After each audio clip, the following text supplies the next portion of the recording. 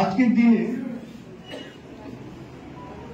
এই 26শে নভেম্বর আমাদের সংবিধান গৃহীত হয়েছিল এবং সভাপতি শ্রী আশিস কুমার সাহাকে বর্ণনা করে নেওয়া হচ্ছে।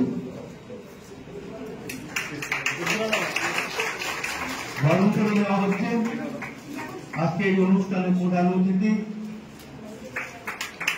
তথা এআইসিসি সেক্রেটারি কৃষ্ণবা সিলুসি,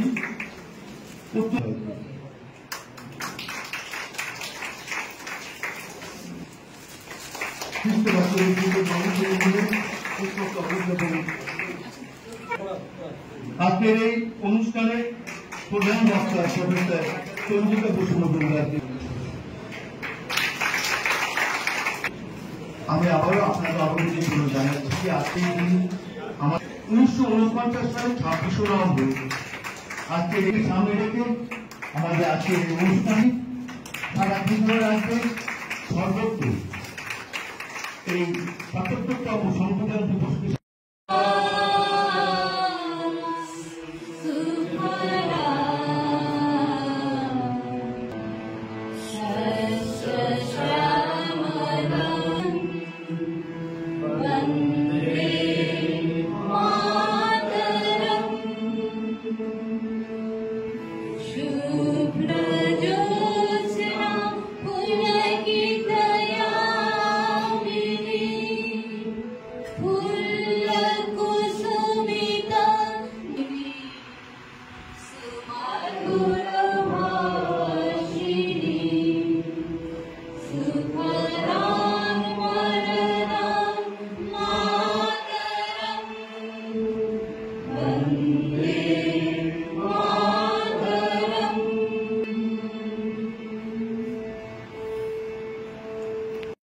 ভারতীয় সরকার ভারতীয় সংবিধান জিন্দাবাদ। জয় হিন্দ।